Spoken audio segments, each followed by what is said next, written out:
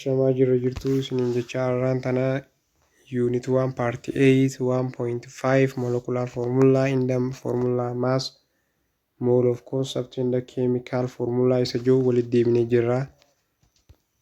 At the end of this section, student will be able to explain in the determine molecular mass, formula mass, molar mass, empirical, molecular formula ibsuu fi adda baasuu danda'uu qabna jechuudha.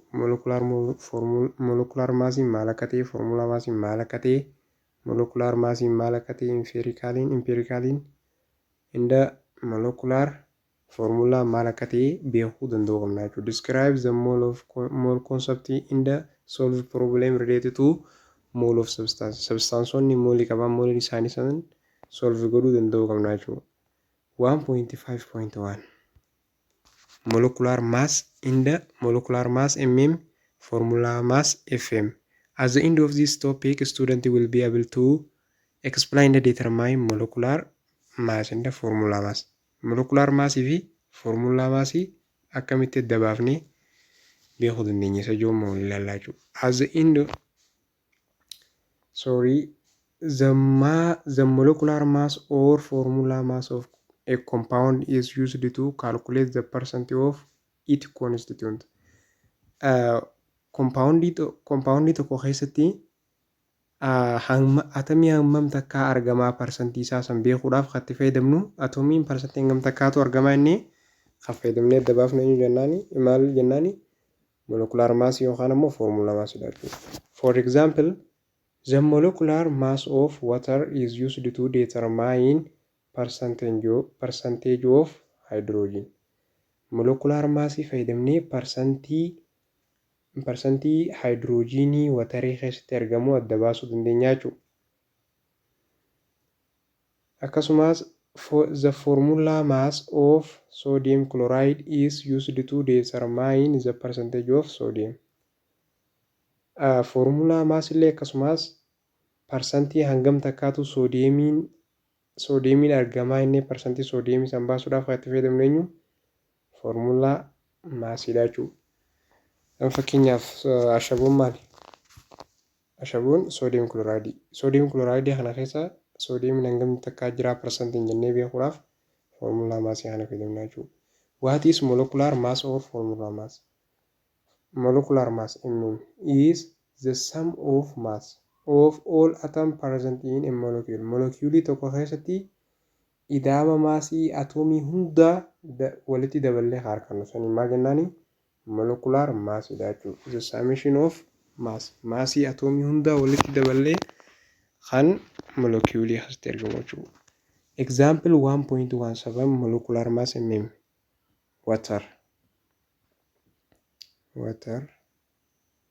Amma hydrogeniin atomic numberiin isaa waanii atomic massiin isaa waani. Yeroo kana 1 times maal barbaanna atomic mass unit barbaanna waan ta'eef 1 times 2 tun ammoo eenyu isa kana jechuu isa atomii lama ta'uu agarsiistu coefficient subscript tanaa jechuudha. Yeroo kana maali hydrogenii atomic massiin isaadhaa meeqa 2 dha jechuudha. 2 atomic mass unit of hydrogen plus oxygen is meeqa 16 yeroo walitti daanu 18 jechuudha. Yeroo walitti daballu 18 mu atomic mass unit. Molecular mass of carbon dioxide. Carbon dioxide atomic numberiin isaadhaa 6 atomic massin isaadhaa 12 jechuudha. 12 ida'uu oxygenii meeqa inni 16. 16 kana baay'isuu lama maali? Lama oxygenii lama ta'uu agarsiisa. Baay'isuu lama meeqa 32. Yeroo kana atomic mass of oxygenii meeqa ta'a? 32. Yeroo kana ida'amni compoundii kanaa guutuun atomic mass unitiin isaa compoundii carbon dioxide meeqa ta'a? 44 maali? Atomic mass unit ta'a jechuudha. Ionic compound are not composed of discrete molecule but rather ion. Ionic compounding molekiyuuliidhaa wajjin adda ba'ee argamuu hin danda'u jechuudha. Adda ba'ee argamuu hin danda'u jechuudha. Garuu immoo ayooniin isaadhaan argama jechuudha. Not compressed. Discrete molekiyuulii adda ba'ee of keessaa hin qabu jechuudha. Molekiyuulii adda ba'ee of keessaa hin qabu. The smallest unit of ionic compound that retain the identity of ionic compound is called formula unit dha jechuudha. Unitiin xiqqaan ionic compound dha. Identity ionic compound dha san maal jedhama? Formula unit dha jechuudha. The mass of formula unit, maasiin hammi formula unit dha immoo maal jedhama? Formula mass jedhama jechuudha. Hammi xiqqaan ionic compound dha. Identity ionic compound dha maal jedhama? Formula unit. Inni kun immoo maal jedhama? Formula mass jedhama. Formula mass is the summation of atomic mass of all atoms present in formula unit of compound. Compoundii tokko keessatti atomic massii atomii hundaa daballee harkannu san jechuudha. Daballee harkannu san. Inni kun maasii daballee harkannaa, inni kun ammoo atomic massii daballee harkannaa jechuudha. Whether it is molecular or ionic dha jechuudha. But formula mass is used mostly for ionic compound dha fayyadamna. Fakkeenyaaf formula mass of sodium chloride, sodium 23 plus sodium chloride 35.5 yeroo dabarree atomic unit meeqa 58.5. akkasumas sodium calcium hydroxide calciumiin 40 yeroo baay'ee maal seetanii atomic number fi atomic massiin atomic number baay'isuu lamaa yoo godhatan atomic massii argachuu ni dandeessanii jechuudha. Yookaan takka tuqaa 5 akkuma kilooriiniin takka tuqaa 5 dabalee jechuudha. Maaliif kilooriin amma 17 baay'isuu lamaa 34 ammoo inni meeqa qabaa 35 tuqaa 5 qabaa takka dabalee jechuudha. Kaan irraa kaafee warruma akkanatti yookaan takka xiqqummaa wal caala malee ati maas nambarii baay'isuu lamaa godhattee argachuu ni dandeessa jechuudha. Amma fakkeenyaaf kaalsheemiin meeqa? Kaalsheemiin 20 atomic nambariin isaa baay'isuu lamaa godhannee 40 jechuudha. 40 akkasitti argachuu dandeenya jechuudha. Oksijiiniinis 8 baay'isuu lamaa 16 akkasitti argachuu dandeenya jechuudha. Kaarboonis akkasumas 6 baay'isuu lamaa 12 atomic mass akkasitti argachuu dandeenya. Haya amma kaalsheemiin 40 oksijiinii hydroxide oksijiinii meeqa inni 16 jalqabama maal goonaa elementii tana meeqa as keessatti argama jechuudhaaf lamaan ala jirtu tanaan akka reef jennetti kaalsheemiin baay'ifnu warra as keessa jiru guutuun ni baay'isa. Yeroo kana oksijiin 2 hydrogen 4 akkatti argama. Yeroo kana oksijiiniin meeqa inni oksijiiniin 16 baay'isuu lamaa 32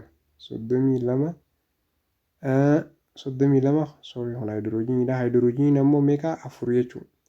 Iddoo 4 36 iddoo 40 yeroo kana meeqa ta'a 76 AMU ta'a jechuudha. AMU atomic mass unit dha jechuudha.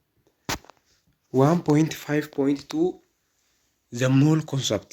At the end of this topic, students will be able to define mole and explain the concept of using example fayyadamnee ibsuu danda'u qabna molii.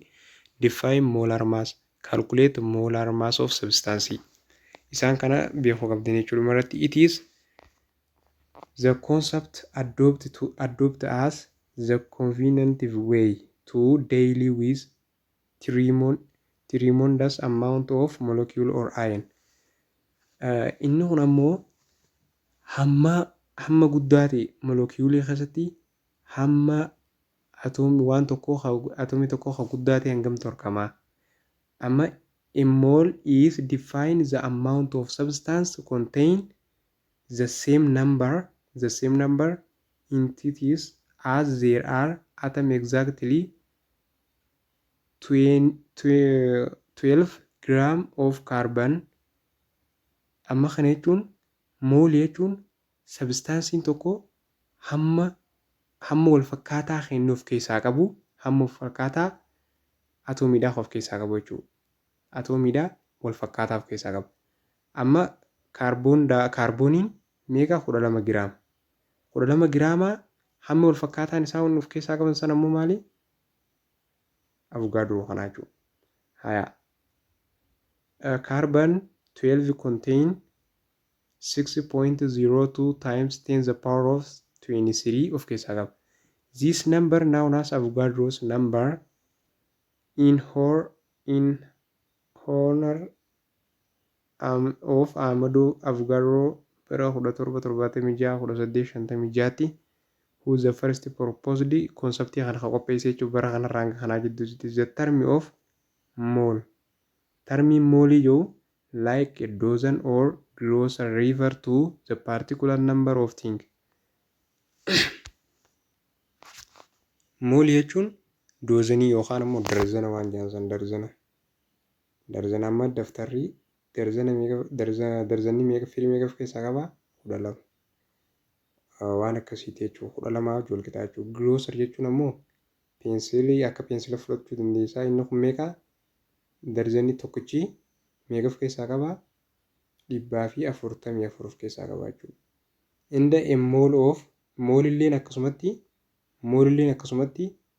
amma 1 dozen is equal to 12 darzana. Waan girooseriin akkasumatti 144 peensil jenneemi. Waan moolilleen akkasuma meeqa? 6.022 times 10 the power of 23 maal qabaa? Molecuulii yookaan atomii qabaa jechuudha. Unit substaansii qabaa jechuudha. Waan mooliin inni substaansii kamiyyuu waan mooliin substaansii kamiyyuu isa kanaa wajjin wal qixa jechuudha. Example 1.19 1 mole of water 1 mole of watering moolii watarii takka equal wal qixa ni ta'a Avogadro nambarii kanaa wajjin wal qixa jechuudha. 1 mole of sodium chloride is akkasumatti mooliin substaansii kamiyyuu Avogadro nambarii wajjin wal qixa jechuudha. Molar mass is the molecular mass or formula mass expressed in gram jechuudha. Molecular mass yookaan formula mass maaliin ibsina? Gram. It is the mass of 1 mole of substance jechuudha. Molecular mass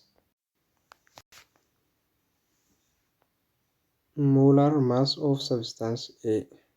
Molar mass in substance A equal to mass of 1 mole of A equal to 6.02 times 10 the power of 23 unit of substance A. Mooliin substaansii tokko eenyu wajjin wal qixa inni Avogadro nambarii wajjin wal qixa jechuudha. Example 1.20 molar mass of water equal to molar mass in isaadhaa meeqa? Ka watariidhaa giraama meeqa inneef inni jira reefu? Atomic mass unity 18 giraama inneef inni jira jechuudha. Mooliin isaadhaa immoo waan mooliin isaa immoo mee eenyu wajjin wal qixa? Avogadro nambarii wajjin wal qixa jechuudha. Avogadro nambarii wajjin wal qixa. Molar mass of sodium chloride molar mass in isaa 58.5 kana meeqa akkam finne 23 plus chloride 35.5 equal to 58.5